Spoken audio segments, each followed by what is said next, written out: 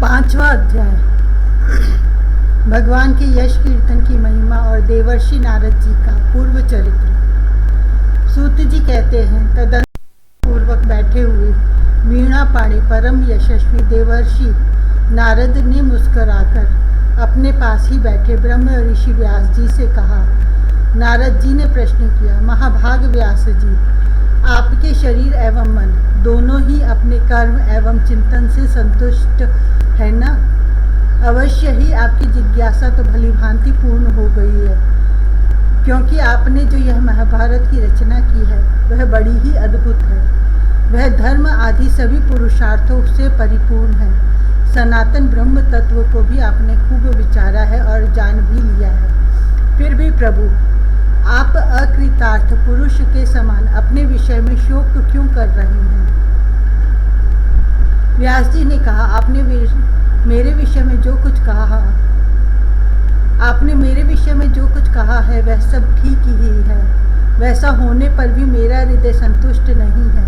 पता नहीं इसका क्या कारण है। आपका ज्ञान अगाध है।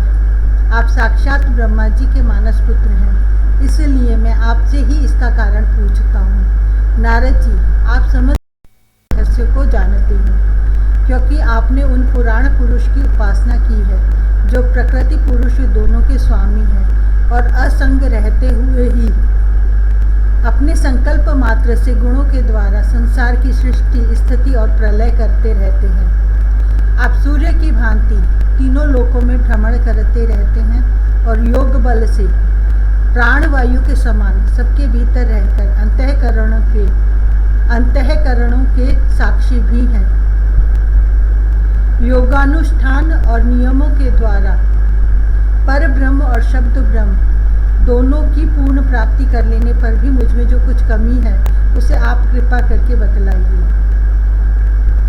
नारद जी ने कहा, व्यास जी, आपने भगवान के निर्मल यश का गान प्रायः नहीं किया।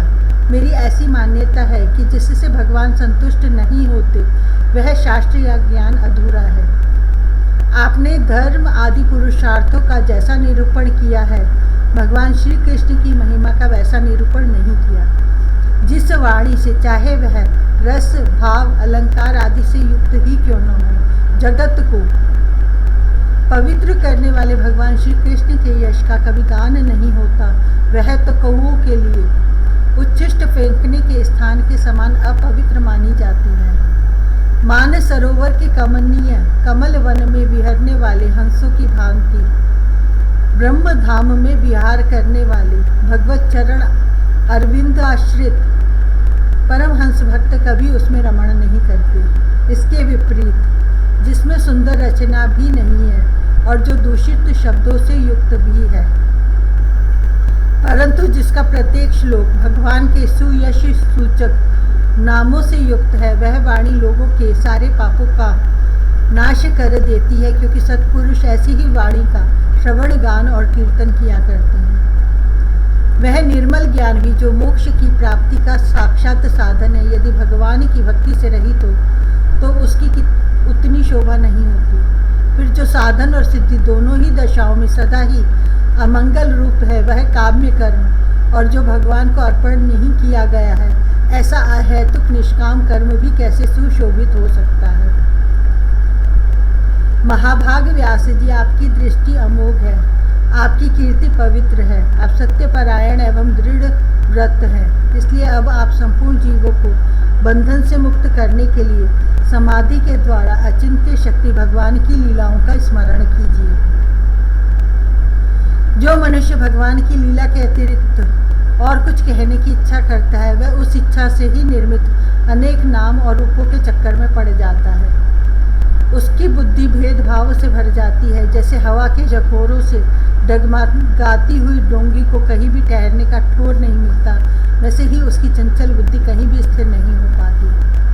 संसारी लोग स्वभाव से ही विषयों में फंसे हुए हैं। धर्म के नाम पर आपने उन्हें निंदित, पशु हिंसा युक्त सकाम कर्म करने की भी आज्ञा दे दी है। यह बहुत ही उल्टी बात हुई, क्योंकि मूर्ख लोग आपके वचनों से पूर्वोक्त निंदित कर्म को ही धर्म मानकर यही मुख्य धर्म है ऐसा निश्चय करके उसका निषेध करने वाले वचनों को ठीक नहीं मानते।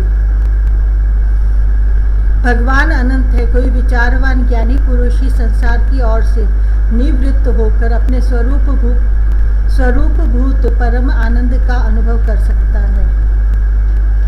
अतः जो लोग पारमार्थिक बुद्धि से रहित है और गुणों के द्वारा नचाए जा रहे हैं, उनके कल्याण के लिए ही आप भगवान की लीलाओं का सर्वसाधारण के हित की दृष्टि से वर्णन कीजिए। जो मनुष्य अपने धर्म का परित्याग करके भगवान के चरण कमलों का भजन सेवन करता है, भजन परिपक्व हो जाने पर तो बात ही क्या है। यदि इससे पूर्व ही उसका भजन छूट जाए तो क्या कहीं भी उसका कोई अमंगल हो सकता है।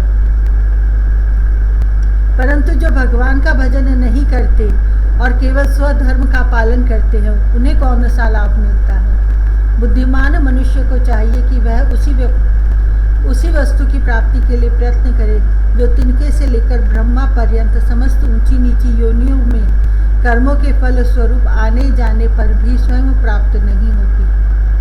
संसार के विषय सुख तो जैसे बिना चेष्टा के दुख मिलते हैं, वैसे ही कर्म के फल रूप में अचिंत्य गति समय के फेर से सबको सर्वत्र स्वभाव से ही मिल जाते हैं।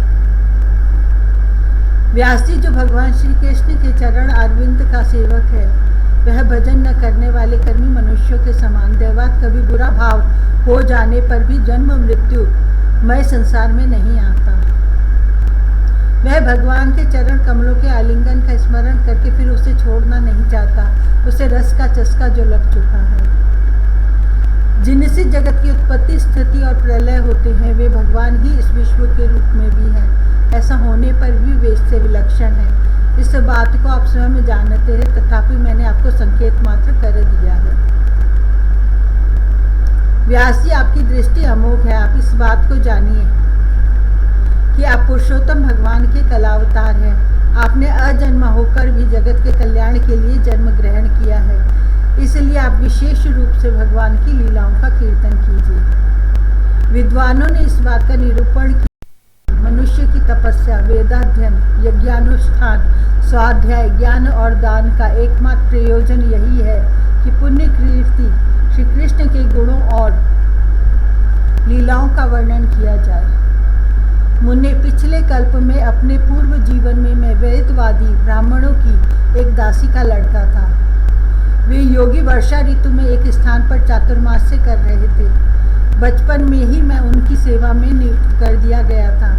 मैं यद्यपि बालक था, फिर भी किसी प्रकार की चंचलता नहीं करता था। जितेंद्रिय था, खेल कूद से दूर रहता था और आज्ञानुसार उनकी सेवा करता था। मैं बोलता भी बहुत कम था। मेरे इस शील स्वभाव को देखकर समदर्शी मुनियों ने मुझ सेवक पर अत्यंत अनुग्रह किया। उनकी अनुमति प्राप्त करके बर्तनों में लगा हुआ जूठन में एक बार खा लिया करता था। इससे मेरे सारे पाप धुल गए। इस प्रकार उनकी सेवा करते करते मेरा हृदय शुद्ध हो गया और वे लोग जैसा भजन पूजन करते थे, उसी में मेरी भी रुचि हो गई। प्यारे व्यास जी, उस सत्संग में उन लीलागान परायण महात्माओं के अनुग्रह से मैं प्रतिदिन श्री कृष्ण की मनोहर कथाएं सुना करता। श्रद्धा पूर्वक एक एक पद श्रवण करते करते प्रिय कीर्ति भगवान में मेरी रुचि हो गई। महामुनि, जब भगवान में मेरी रुचि हो गई, तब उन मनोहर कीर्ति प्रभु में मेरी बुद्धि भी निश्चल हो गई। उस बुद्धि से मैं इस संपूर्ण सत और असत रूप जगत को अपने पर ब्रह्म स्वरूप आत्मा में माया से कल्पित देखने लगा। इस प्रकार शरद और वर्षा, इन दो ऋतुओं में तीनों समय उन महात्मा मुनियों ने श्री हरि के निर्मल यश का संकीर्तन किया और मैं प्रेम से प्रत्येक बात सुनता रहा। अब चित्त के रजोगुण और तमोगुण को नाश करने वाली भक्ति का मेरे हृदय में प्रादुर्भाव हो गया। मैं उनका बड़ा ही अनुरागी था, विनयी था। उन लोगों की सेवा से मेरे पाप नष्ट हो चुके थे। मेरे हृदय में श्रद्धा थी, इंद्रियों में संयम था एवं शरीर, वाणी और मन से मैं उनका आज्ञाकारी था। उन दीन वत्सल महात्माओं ने जाते समय कृपा करके मुझे उस गुह्यतम ज्ञान का उपदेश किया, जिसका उपदेश स्वयं भगवान ने अपने श्रीमुख से किया है। उस उपदेश से ही जगत के निर्माता भगवान श्री कृष्ण की माया के प्रभाव को मैं जान सका, जिसके जान लेने पर उनके परम पद की प्राप्ति हो जाती है। सत्य सत्य संकल्प व्यास जी पुरुषोत्तम भगवान श्री कृष्ण के प्रति समस्त कर्मों को समर्पित कर देना ही संसार के तीनों तापों की एकमात्र औषधि है। यह बात मैंने आपको बतला दी। प्राणियों को जिस पदार्थ के सेवन से जो रोग हो जाता है, वही पदार्थ चिकित्सा विधि के अनुसार प्रयोग करने पर क्या उस रोग को दूर नहीं करता? इसी प्रकार यद्यपि सभी कर्म मनुष्य को जन्म मृत्यु रूप संसार के चक्र में डालने वाले हैं, तथापि जब वे भगवान को समर्पित कर दिए जाते हैं, तब उनका कर्मपना ही नष्ट हो जाता है। इस लोक में जो शास्त्र विहित कर्म भगवान की प्रसन्नता के लिए किए जाते हैं, उन्हीं से पराभक्ति युक्त ज्ञान की प्राप्ति होती है। उस भगवद अर्थ कर्म के मार्ग में भगवान की आज्ञानुसार आचरण करते हुए लोग बार बार भगवान श्री कृष्ण के गुण और नामों का कीर्तन तथा स्मरण करते हैं। प्रभो, आप भगवान श्री वासुदेव को नमस्कार हैं, हम आपका ध्यान करते हैं। प्रद्युम्न, अनिरुद्ध और संकर्षण को भी नमस्कार है। इस प्रकार जो पुरुष चतुर्व्यूह रूपी भगवान मूर्तियों के नाम द्वारा प्राकृत मूर्ति रहित अप्राकृत मंत्र मूर्ति भगवान यज्ञ पुरुष का पूजन करता है, उसी का ज्ञान पूर्ण एवं यथार्थ है। ब्रह्मन, जब मैंने भगवान की आज्ञा का इस प्रकार पालन किया, तब इस बात को जानकर भगवान श्री कृष्ण ने मुझे आत्मज्ञान, ऐश्वर्य और अपनी भाव रूपा प्रेम भक्ति का दान किया। व्यास जी, आपका ज्ञान पूर्ण है, आप भगवान को ही कीर्ति का, उनकी प्रेममयी लीला का वर्णन कीजिए। उसी से बड़े बड़े ज्ञानियों की भी जिज्ञासा पूर्ण होती है। जो लोग दुखों के द्वारा बार बार रोंदे जा रहे हैं, उनके दुख की शांति इसी से हो सकती है और कोई उपाय नहीं है।